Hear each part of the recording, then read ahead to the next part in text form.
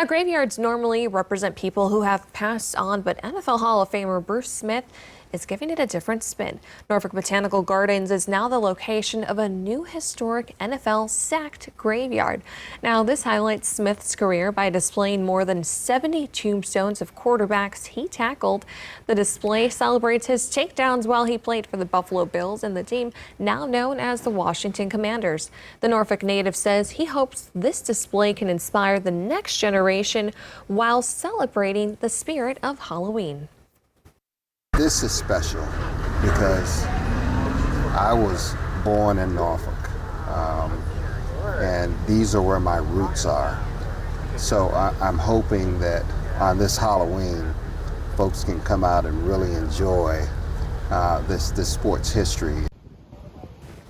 That display will be open through Halloween. To find out more about a mission and what the garden has to offer, you can check out our website, WTKR.com.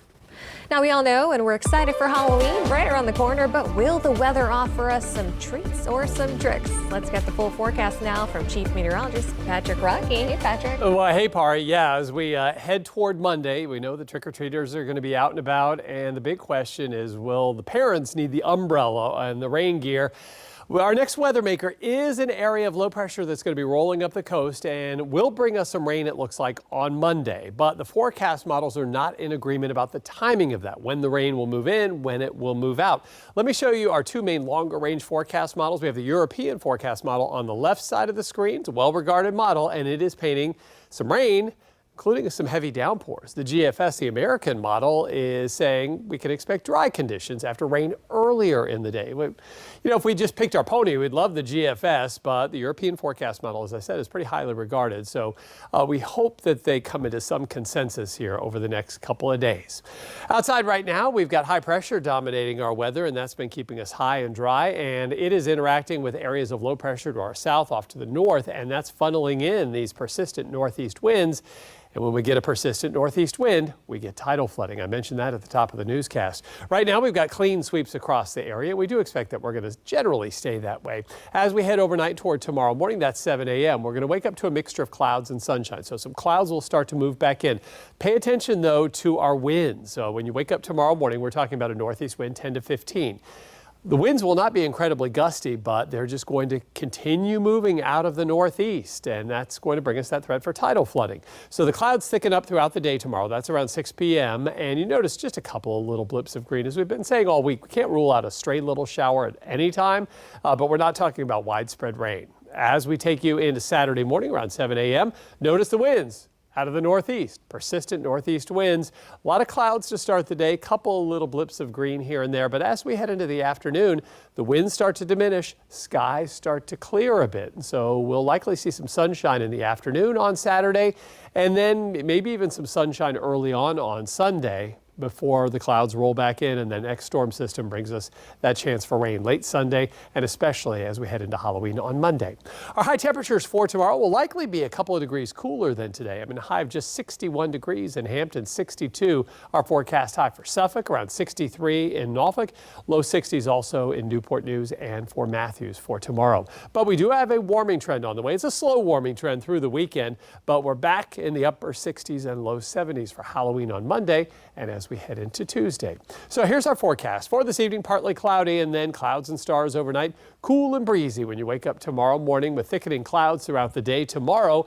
And then as we head into Saturday, yes, some sunshine breaking out. A late shower possible on Sunday, but the bulk of the wet weather looks to move in Monday and into Tuesday. But Pari, the big question mark is when that rain will get here. And I wish the forecast models would tell us one way or the other so parents know how to plan. But right now, it's question marks. I know, so you have to be prepared for everything. Yes. Just carry that umbrella with you. And if the kids are wearing makeup all over their faces, maybe it'll be kind of like a rain hat kind of a day. Yeah, I think probably. Well, I mean, we'll see over the next couple of days how the forecast models come together. Fingers crossed. Yep. All right, thank you, Patrick.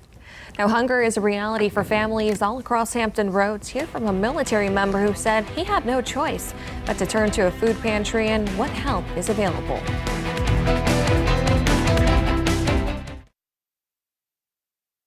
With prices rising for food and gas, living on a single paycheck can put pressure on families. A father and military member says he had no choice but to ask for help at a local food pantry. News 3's Danielle Seda tells us how the struggle to put food on the table is impacting more and more people. New order. I need one produce, one bread. It's a one-stop shop for many people living on the peninsula, like Ahmed Ahron, a regular at the pantry who works full-time as an Arabic translator for the Navy. Because of COVID, several of his disabled and/or sick family members living in the United States moved in with him. And it's been difficult to feed a full house with rising cost of food. I'm the only income provider for the family for almost like 8 people. Like I'm married with 2 kids. I have also 2 in-laws. I have my wife's sister and I have her kid. Ahmed said he's tried applying for city programs but wasn't qualified being in the military. The cost of going to a conventional grocery store limited him from preparing a balanced meal for his family. But here at Five Lobes Food Pantry, he's been able to cook and serve his children meals that otherwise he couldn't afford. One meat from the meat cooler, please. Brother Tim Lucan has been the overseer of the food bank since 2009. He says his volunteers have prepared boxes of food that include fresh fruits, vegetables, and meat to more than 8,000 families. Like Ahmed's, that brings an income, but not enough. That happens, whether it's homelessness, medical bills, losing jobs. But in this economy, we've seen such a dramatic change. In July, the food bank took care of 242 families. And in August, it jumped up to 463. For many people like Ahmed, tight finances can mean making the choice between gas in the car or food on the table, but not anymore. Right now, I'm not even worried about starving at all or even like worried about food because everything I need is getting here. In Newport News, Danielle Seda, News 3. News 3 and our partners are coming together to try and make sure no child goes to bed hungry. Now, this is all part of our annual Beach Bags food drive. Virginia Beach City Public Schools say they have around 43% of students on free and reduced lunch programs. The program gives meals and healthy snacks to Virginia Beach Public School students who might otherwise go hungry during weekends and school vacations. Thousands of people are looking for affordable housing across Hampton Roads. We'll tell you how a local family defied the odds and got the home of their dreams. News 3 investigates up next.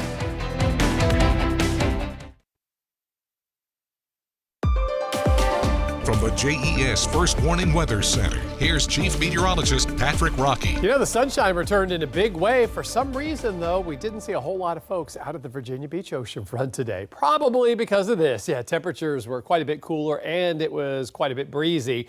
Mid-50s right now on the peninsula, 59 south side. We're still at 60 degrees across eastern North Carolina. These persistent northeast winds right now, they have let up, but we'll be picking back up again after sunrise tomorrow. This is a look at our 24-hour temperature change, comparing the temperature right now to the 7 o'clock hour yesterday.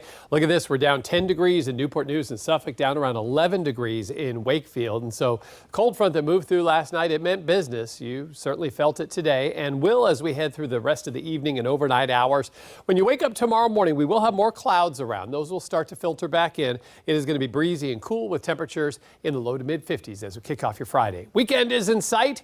Let you know if we'll have to deal with any rain for the weekend and our chances for rain for Halloween coming up.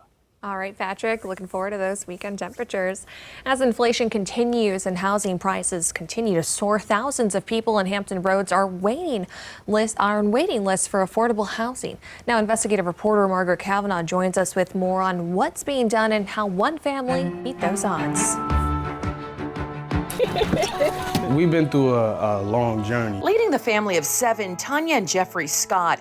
He first got injured on the job, then the pandemic hit. She lost her daycare business, then he got COVID. And I was rushed to the hospital in front of my family, unfortunately. So they didn't know what the outcome of that would be. Like so many people across Hampton Roads, the Scotts struggled to find affordable housing, especially with the size of their family. We're a large family. It's hard to find a property temporarily for a good amount as far as a rental payment. After blood, sweat, and tears, they're about to move into this new Habitat for Humanity house. They've been working with the program for years to make this a reality. Leaders say they've received 250 applications this past year. I've been with Habitat over 20 years, and that's more than double than we've ever received. People are really struggling. And they're not alone. News 3 has been investigating the housing situation, reaching out to local redevelopment and housing authorities. Take a look at these numbers. The people using Section 8 vouchers in the city and the number of people on waiting lists to get into affordable housing. The need is great, and all cities told us they've seen an increase in demand. I'd say we're probably getting 2 or 3 times the number of inquiries now that we have in the past. Karen Wilds is the executive director of the Newport News Redevelopment and Housing Authority. Vacancy rates were very, very low. The demand for housing has been very high, and it's created, some rental increases. As part of the way to provide housing, HUD awarded a $30 million grant to transform parts of the Marshall-Ridley neighborhoods in Newport News. They say it's creating additional housing options while revitalizing a historic neighborhood. We will be next month going to our board to increase our payment standards to help people use the vouchers that they have. But she says they have a fixed number of vouchers. And for every voucher we have, there's probably 3 or 4 people who would qualify to have one if there was one available. After nights in hotels, Airbnbs, and staying with relatives, the hard work is paid off for the Scott family. But it brought us closer. I think those hardships, they bring families closer if you all stay focused in on what the vision is. And now, just in time for the holidays, a new place to call home. I can't wait to cook and have a table, where we can sit, because that brought us together, just sitting and talking. So I can't wait for that. Use my keys forever. It feels great. Margaret Kavanaugh, News 3. Now, unfortunately, we do have more bad news for the housing market. The latest figures show mortgage rates have hit a 20-year high, now topping 7%. Now, that's the highest since April of 2002 and more than double what the rate was just a year ago. The Federal Reserve has been hiking interest rates to combat rising inflation, and that's caused concerned investors to make moves impacting those mortgage rates.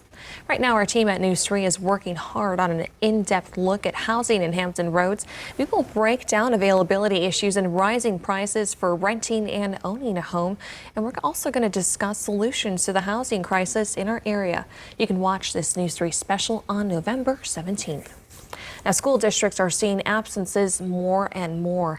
And as Matt Pearl found out in today's 2 Americas report, one school district may have a plan that will once again fill up those empty seats. First graders in their classrooms. QRSTUV. Sarah Leonard. Perfect. Oh, I like it. And Christy Bazuzek are naturals. And look at this M. Leonard teaches first grade. I literally told my family when I was in first grade that I would be a first grade teacher. This one. And Bazuzek fifth. I can't imagine not being a teacher. Continue to exist. At Ashland Park Robbins Elementary in Omaha, Nebraska. Yeah. They're slightly less natural. That's what I'm trying. I'm trying to stop myself. And not rock. In an interview. Sorry. But in these chairs, they can talk about what it means to have classrooms that are full and what it means when they don't. First graders are getting their numbers and we're really learning to read. It's frustrating for the kids because they walk in and they know that they've missed something important. To enter Omaha, to enter Nebraska, is to arrive on a challenge facing most cities, states, and school districts in America: chronic absenteeism. A report from the Department of Education found 1 in 6 students around the country had missed at least 15 days of school, leading to, among other things, slowdowns in reading and increases in dropping out. That report was in 2016, 7 school years ago, 4 years before a pandemic that caused the problem to explode. Chronic absenteeism has been an issue in our district for quite some time. Lisa Utterbach oversees student services for Omaha Public Schools. Flyers stress the need to strive for 95. That's their push to improve attendance. It starts I'm at my desk with teachers. My voice is 1. Individual attention, a welcoming atmosphere. I'll show you. Qualities Bazuzek and Leonard. Can you keep a secret? Find natural. I have a hard time writing a Z upside down. When students have a positive adult in the school that they can connect with every day, they are more apt to come. But they are unable to do that with students that aren't present. Nicole Seymour runs Omaha's Goals Center. Its main mission is to aid absentee children with supports and services outside of school for families. And it's a challenge for the parents, especially if they are focusing their efforts on, what to have for dinner, where are they going to get their resources, how are they going to pay their utility bills. Various studies have found the greatest influence on student success is parental involvement. In Omaha, the plan may start with teachers, but according to Utterback, it uses virtually every resource at the school to hone in on students who are struggling and figure out how to reach them. The social worker should be able to tell you what's going on. The counselor should be able to tell you what's going on. If the kid has a lot of absences that are illnesses, the nurse should be able to tell you what's going on. We might get to a small one. The lesson is to work together. So it can't just fall on the district? No, that is an unrealistic expectation of educators to bridge the gap. The first step to bridging virtually every gap in education is everyone showing up. Think about some of the things we've been talking about. For Bazuzak, V. For Leonard, Good. It's their profession and their passion. Subjects that feel natural, no matter where they sit. Kids matter and their learning matters. It matters. It makes a difference to be here. And we're thankful that they are when they are. In Omaha, Nebraska. Okay, you just borrow mine. I'm Matt Pearl. Our To America series expands the America we know by shining a light on the America we might not. Now you can see more of these stories up right now on our website, WTKR.com. Just search To Americas. Right now, local law enforcement groups and national drug officials are partnering for Prescription Drug Take Back Day. Now, this is happening this Saturday from 10 a.m. to 2 p.m. This is the 23rd National Take Back event, and during the last one, officials disposed of more than 22,000 pounds of drugs just in Virginia. We spoke to DEA officials about this event. You can come out, you can come to one of our locations. You don't even have to get out of your car. Drop it in a bag, we seal it up, and it gets disposed of in a proper way. Now, if you're interested, there are more than 200 drop-off locations in Virginia with many local police departments taking part. Now, you can find a full list of spots all across Hampton Roads right now at WTKR.com. A new discovery could be evidence for life on Mars. Ancient bacteria could be hidden on the surface of Mars. Scientists so far have not found any proof of life on the planet, but researchers created Mars-like conditions in a lab to determine whether bacteria and fungi would survive. It turns out bacteria can survive for at least 280 million years if it was protected by the solar particles and ionizing radiation around the surface. Researchers say Mars could have been livable billions of years ago, but it has since become like a frozen desert with temperatures 80 degrees below Fahrenheit. Now, today is not a day to be superstitious. That's because it's National Black Cat Day. October 27th shines a spotlight on the dark-colored pets. Now, people celebrate the day by posting pictures of their black cats all over social media. Black cats have long been associated with bad luck, and animal officials say adoption rates for them are lower than other colored cats. Now, they hope this recognition will help convince more people to give these sleek creatures a new home and maybe think a little more positively about them. Our news story reporter Ellen Ice just dove into black cat adoptions at local shelters. You can find that story along with other adoptable pets here at home on our website, WTKR.com. They're a big part of the police force, yet they aren't given those same benefits. Coming up, what some Virginia police are doing to try and help retired K-9 officers. The gusty winds we had today will stick around tomorrow, and that means it is going to be rough out on the water. Northeast winds 20 to 30 knots, 4 to 5 foot waves on the bay, 6 to 7 foot seas with small craft advisories. We'll let you know when the winds will die down and temperatures will warm up coming up.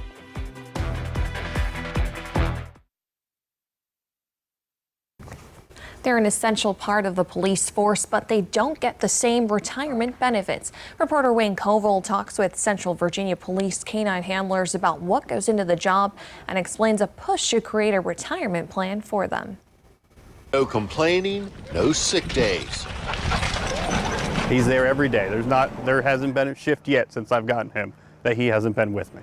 Law enforcement canines now considered by many an essential part of any police department or sheriff's office. Canines are force multipliers. They allow us to do more with less.